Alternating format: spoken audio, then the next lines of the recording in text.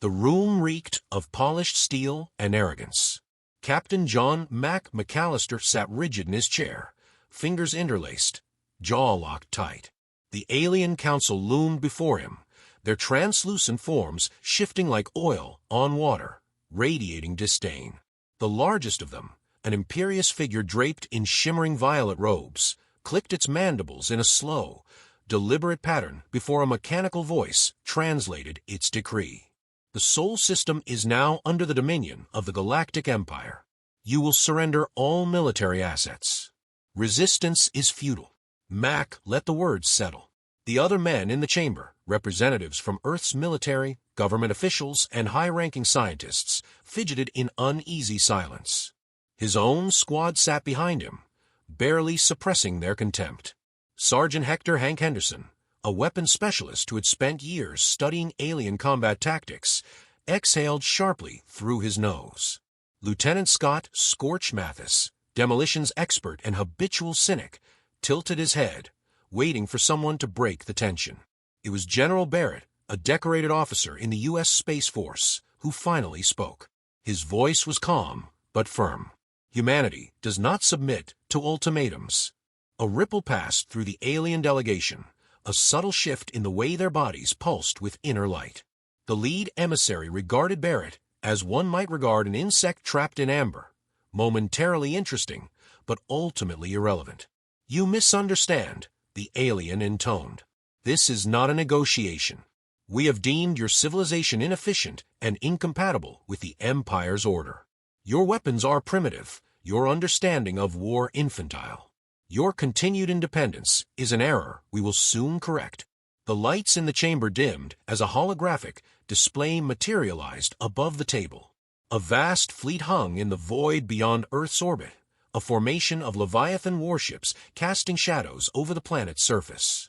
Each vessel bristled with the kind of weaponry that made Earth's most advanced armaments look like museum relics.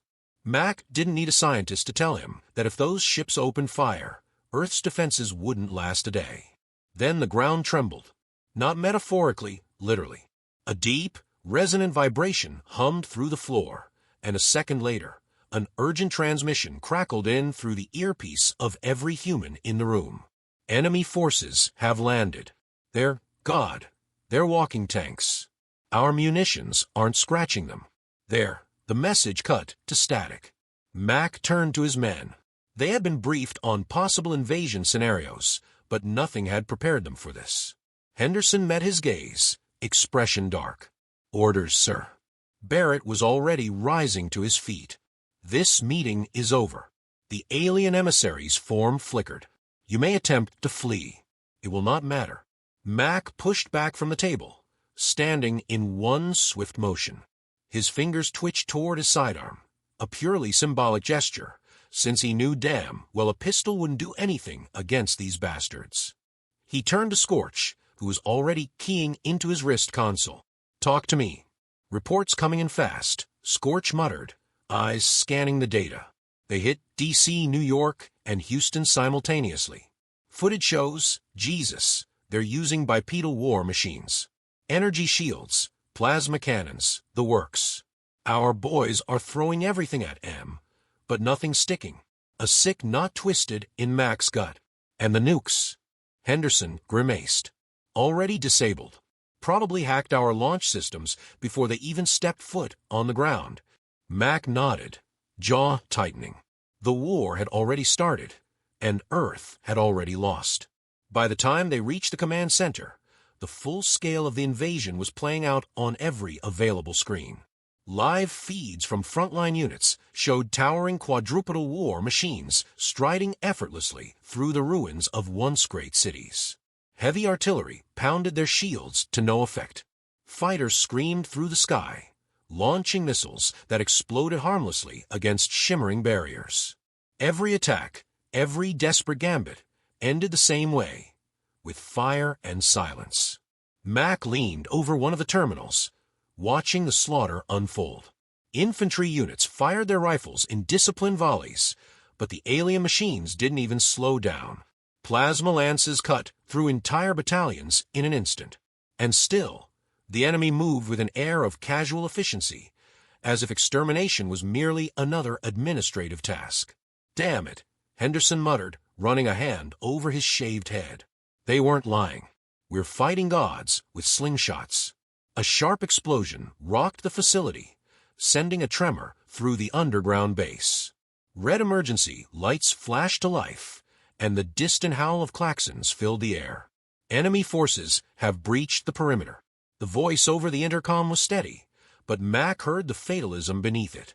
"All personnel, prepare for evacuation." Evacuation. There was nowhere to go. Mac turned to his squad, forcing his voice into something resembling control. "We're not dying down here. We're regrouping. Henderson, what's left of our armory?" The sergeant checked his data slate, frowning. "Not much. Most of the heavy ordnance got wiped out in the first wave. We've got small arms, a few rocket launchers, some—" He paused. His expression shifted, something dangerous flickering behind his eyes. "We've got the old gear." Mac narrowed his gaze. "Explain." Henderson hesitated for only a second before snapping his fingers at a nearby technician. "Pull up the inventory on pre-22nd century weapons. Anything with kinetic payloads. Grenade launchers, recoilless rifles, whatever we've got." The tech scrambled to comply. Mac exhaled slowly, realization dawning. The aliens had crushed Earth's energy-based weapons effortlessly, but energy wasn't the only way to kill. Henderson met his captain's gaze, and this time there was something close to defiance in his voice. "They think we're primitive? Fine. Let's show them how primitive we can get." Mac allowed himself a grim smile. It wasn't hope, not yet, but it was something close. And right now, that was enough. It had taken 3 days for Earth to fall. The once proud metropolises of the United States now lay in ruin, their steel and glass skeletons smoldering beneath an indifferent sky. The enemy's machines, titanic war walkers wrapped in shimmering shields, moved methodically through the devastation, crushing whatever resistance remained with cold efficiency. The Galactic Empire, in all its supposed benevolence, had delivered its ultimatum and then followed through with fire. Captain John Mac McAllister crouched behind the jagged remains of a freeway overpass, his rifle resting uselessly against his knee. Not that it mattered. Bullets might as well have been harsh language for all the good they did against the enemy's armor. He could still hear the screams echoing through the city's hollowed-out streets, the distant staccato of gunfire swallowed by the mechanical whine of the walkers. Washington, D.C. was lost, just like New York, Houston, and every other major city. Mac glanced to his right. Henderson was scanning the ruins with cold, assessing eyes, his thick hands wrapped tightly around the grip of an M for that wasn't worth a damn anymore. Beside him, Mathis finished patching up Bull's arm, the young private's face twisted in pain as the combat medic tied off the last bandage. "You're good," Mathis muttered, wiping the blood from his hands. "Won't be pretty, but you'll live." Bull forced a grin through clenched teeth. "Lucky me?" None of them looked lucky. None of them felt lucky. They were the remnants of a shattered defense force, a handful of soldiers trapped behind enemy lines with nothing but their wits and whatever weapons they could scavenge. And even those were proving useless. Henderson exhaled sharply. "We keep fighting like this. We're dead in a week." "Optimistic," Mac said, his voice dry. Henderson ignored the jab. "I'm serious. We've got 2 choices. Keep banging our heads against the wall, or figure out a new way to fight." Mathis leaned back against a chunk of collapsed concrete. "Unless you've got an anti-god rifle hidden somewhere, we're fresh out of options." Mac stared out over the ruined cityscape. The walkers weren't just patrolling anymore. They were herding survivors, pushing them toward processing zones, where the Empire's enforcers would undoubtedly strip them of whatever made them human. Freedom, identity, willpower. That wasn't going to be his fate. "We need something they're not prepared for," Mac said slowly. Bull snorted. "They're prepared for everything." "No," Henderson said suddenly. His eyes gleamed with something fierce, something that had been dormant since the invasion began. "They're prepared for modern war. Energy weapons, missile strikes, orbital bombardments. They expected us to throw lasers at them." He looked at Mac. But they didn't expect us to throw rocks. Mathis frowned. What? Henderson's lips curled into something that wasn't quite a smile. Old-school firepower. Kinetics. Dumb weapons. The kind of shit that doesn't care about energy shields. Mac considered the idea. The walkers' defenses were impenetrable to anything Earth's high-tech arsenal could throw at them, but kinetic impact, actual, physical force, hadn't been tested in any serious capacity. The military had long since phased out ballistic weapons in favor of directed energy, leaving traditional artillery to rust in storage depots or sit in museums. How old are we talking? Mac asked. Henderson tapped his earpiece, cycling through encrypted channels. A buddy of mine was stationed at the Raven Rock bunker before we lost comms. If he's still alive, we might have a shot. Mathis narrowed his eyes. What's at Raven Rock? Henderson grinned. The past. They moved under cover of night, cutting through abandoned roads and ruined infrastructure, dodging enemy patrols that swept the countryside with search drones and automated gunships. The journey was grueling. 2 days of forced marches, scavenging what little supplies they could find from gutted military convoys and burned-out safe houses. Twice they were nearly caught. Twice they barely slipped through the enemy's grasp. By the time they reached the Raven Rock facility, exhaustion was a weight pressing down on all of them. The entrance to the underground complex had been buried under rubble, but Henderson led them to an alternate route, an old maintenance tunnel half-collapsed from recent bombardments. They descended into the darkness, flashlights sweeping over rusted infrastructure and long-abandoned corridors. Dust hung thick in the air, stirred by their movements. Somewhere deep in the facility, emergency lights flickered weakly, the backup generators struggling to maintain power. Then they found it. The armory stretched before them, a vast underground vault untouched by the passing decades. Row upon row of ancient military hardware stood in silent anticipation. M32 grenade launchers, Mk-19s, recoilless rifles, mortars, artillery shells. Instruments of destruction from a time when war had been waged with steel and fire, not energy beams and particle lances. Bull let out a low whistle. Hell of a history lesson. Henderson ran a hand over one of the crates, wiping away years of dust. These weapons won wars before anyone knew what a plasma rifle was. Mac opened a container and pulled out a grenade, weighing it in his palm. It was simple, brutal. A weapon that relied on physics, not technology. The Empire had dismissed their old ways as obsolete, as if human ingenuity was something that could be outgrown. They were wrong. Mac turned to his team. Gear up. They moved quickly, breaking open crates, checking ammunition, testing equipment that hadn't seen use in decades. Henderson found a cache of 84mm recoilless rifles, running his hands over the smooth barrels with something close to reverence. Mathis dug through old technical manuals, searching for any schematics that might help them modify their new arsenal for maximum impact. Bull simply picked up a grenade launcher, grinning like a kid on Christmas. By the time they were done, they were no longer just survivors. They were soldiers again. Mac holstered his rifle and hefted the M32 in its place. It was heavier than what he was used to, but it felt right in his hands. The Empire had come expecting to crush a species that had abandoned its most primal instincts. They thought Earth had moved past the age of kinetic destruction. They were about to learn just how wrong they were. The night was still when they made their move. The air was thick with the scent of charred concrete and burnt metal, the remnants of another failed human counterattack.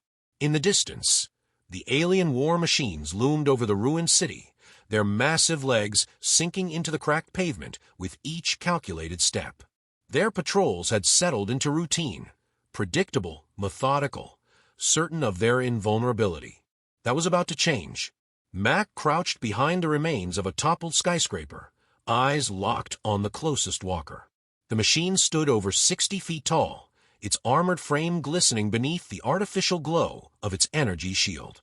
The war constructs had been an unstoppable force since the invasion began, their defenses rendering every modern weapon useless. But tonight, for the first time, humanity wasn't fighting with modern weapons. He pressed his earpiece. Positions. Set. Henderson's voice came through, low and steady. Ready, Mathis added. Bull chuckled quietly. About to make history, Captain. Mac exhaled, feeling the weight of the moment settle over him. He tightened his grip around the M32 grenade launcher, its drum loaded with high-explosive rounds, archaic by the Empire standards, but deadly in ways they had never prepared for. "On my mark," he said. The walker moved, its scanning arrays sweeping the area, searching for human resistance. It would find none, at least, none where it expected. Mac let it take 2 more steps. Let it reach the exact center of the ruined boulevard where the crumbling buildings would funnel its retreat options. Then, he whispered a word that would change the war. "Mark." The night erupted in fire. Henderson struck first, the sharp crack of the recoilless rifle cutting through the silence. The round slammed into the walker's shield, flaring its protective barrier to life. The machine hesitated, processing the impact, analyzing, adapting. It had done this before. It had learned that human weapons were futile. Then Mac fired. The first grenade left the launcher with a hollow thunk, streaking through the air before exploding against the barrier. A useless shot, by all modern military logic. But then the second came, then the third, then a dozen more, each striking the same point in rapid succession. The walker's shield rippled under the kinetic assault, struggling to compensate. And then it failed. The barrier collapsed in a flash of blue light. Mathis didn't hesitate. He swung his M19 grenade launcher up and sent a stream of 40mm high explosives straight into the walker's exposed hull. The rounds detonated in sequence, chewing into the machine's armor, rupturing its delicate internals. Sparks and fire burst from its seams, smoke pouring from the damaged chassis.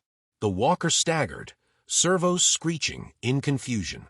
Bull let out a triumphant roar and launched a final shot, a direct hit to the machine's leg joint. The explosion severed the limb entirely. With a sound like twisting metal and breaking stone, the walker collapsed. The ground trembled as 60 feet of alien war machine crashed into the ruins of the city, its reinforced plating now just another pile of scrap in a world already filled with it. For the first time since the invasion began, an Imperial walker lay destroyed. And not by energy weapons, not by orbital bombardments, but by grenades, explosives, and pure, unrelenting force. Silence filled the streets. Then the comms crackled. What the hell was that? The voice belonged to one of the scattered resistance cells, disbelief thick in every word. Mac pressed his earpiece. Proof. The response didn't come immediately. When it did, it was filled with something the resistance hadn't felt in days. Hope. They didn't stop at one. By dawn, 3 more walkers had fallen, each taken down by the same relentless kinetic assault. The enemy adapted, they always did, but their adjustments were too slow, too rigid. They had spent centuries refining warfare against energy-based weapons, perfecting their shields to deflect plasma, their armor to withstand particle beams. But they had never accounted for something as crude, as brutally simple, as human ingenuity. And now they were paying for it. The news spread like wildfire through the surviving human forces. Resistance groups, once fractured and directionless, began rallying behind the new strategy. Old artillery was dug out of long-forgotten stockpiles. Grenade launchers, recoilless rifles, mortars, every piece of discarded firepower was suddenly humanity's greatest weapon. The war, which had seemed lost just days ago, had shifted. But victory was still far away. Mac knew it wouldn't be long before the Empire retaliated, before they adapted in ways that made this momentary advantage obsolete. The war wasn't won yet, but now, for the first time since the invasion began, it wasn't lost either. The Imperial Council convened in the orbital station high above Earth, its great hall carved from obsidian and reinforced with alloys stronger than any metal known to humankind. The gathered warlords and strategists of the Empire sat in their towering thrones, their elongated forms draped in ceremonial silks, their expressions carved from the stone of unshakable arrogance. They had overseen the conquest of 100 worlds, reduced civilizations to dust with calculated precision. And yet, for the first time in their history, they had been forced to acknowledge resistance. The Supreme Arbiter, tallest among them, gazed upon the holographic projections of Earth's surface. Alien war machines lay scattered in ruin, their massive frames twisted and broken, their once impenetrable shields useless against the crude, primitive firepower of human soldiers. He had watched the footage repeatedly, seen the strange weapons in action: grenade launchers, recoilless rifles, artillery that hurled death with mechanical indifference. It was an insult to everything the Empire stood for. A human stood before them, shackled at the wrists, flanked by a pair of towering enforcers clad in obsidian armor. Captain John Mac McAllister stood unbowed, his fatigues torn and burned, his face streaked with blood and soot. He had been captured after the latest strike against an Imperial stronghold, taken alive by soldiers who had no idea what to make of a species that refused to kneel. The Arbiter's voice was like distant thunder. "Explain." Max smiled, the kind of grin that didn't belong on a man standing before his executioners. "What part?" The warlords shifted in their thrones, their smooth, featureless faces twisting in discomfort. They had been assured of Earth's swift surrender. Humanity was primitive, their weapons outdated. They were a species meant to be broken and reshaped, not one capable of striking back. "You should not have been able to do this," the Arbiter intoned. His clawed fingers drummed against the armrest of his throne. "Your kind is backward, obsolete." Mac rolled his shoulders as much as the shackles allowed. "Yeah, that's the thing about us. People keep thinking we're done, that we're too weak, too old-fashioned. Then we go and change the rules." Another warlord leaned forward, his golden eyes flickering with something between curiosity and disgust. "Your weapons defy logic. Your armies should have crumbled. How did you breach our defenses?" Mac chuckled. "You ever hear about the Battle of Kasserine Pass?" The warlords exchanged glances. "Didn't think so," Mac continued. "It was a fight back in our old wars. Enemy had us beat, better trained, better equipped. We got wrecked. But the next time we fought, we adapted, turned the whole thing around. That's what we do. You come at us with something new, we figure out how to break it." He nodded toward the shattered walkers in the hologram. "Doesn't matter how advanced you think you are. We'll find the cracks." The Arbiter's jaw tightened. "You believe this changes the outcome?" Mac's grin didn't fade. "I know it does." The council chamber fell into heavy silence. The Empire had never faced an enemy like this. A species that refused to acknowledge defeat, that didn't crumble in the face of superior firepower, but instead turned desperation into innovation. The Arbiter rose to his full height, towering over the human soldier. His voice was final, absolute. "You will surrender. Your species will be integrated. The resistance is a dying ember, flickering in the shadow of inevitability." Mac tilted his head. "You ever hear about the Battle Bastion?" The Arbiter's patience wavered. "Another of your primitive conflicts." Mac's expression was distant, as if he were seeing something beyond the cold void of the council chamber. Surrounded, outgunned, enemy told them to surrender. He met the Arbiter's gaze, eyes burning with the same fire that had carried a species through wars, famines, and every impossible challenge thrown in their path. They told him, "Nuts." The Arbiter's fury darkened the room, his robes shifting as he took a step forward. The station shuddered. The lights flickered. The holograms sputtered and died. An alarm blared. A subordinate rushed into the chamber, his voice frantic. "High Arbiter, the Earth Fleet." The council turned to the projection, now rising in the center of the room, and what they saw defied reason. The last remnants of Earth's forces had launched an offensive, not with sleek starships or advanced energy weapons, but with repurposed orbital defense platforms, salvage missile systems, and kinetic warheads fired from stations they had been told were lost. They had turned their own ruined infrastructure into weapons. The Arbiter's eyes snapped back to Mac. Mac winked. "Told you." The council chamber erupted into chaos, voices clashing as the warlords scrambled for solutions. Mac just stood there, a soldier bound in chains, smiling as his people proved, once again, that humanity never truly lost. They just got started.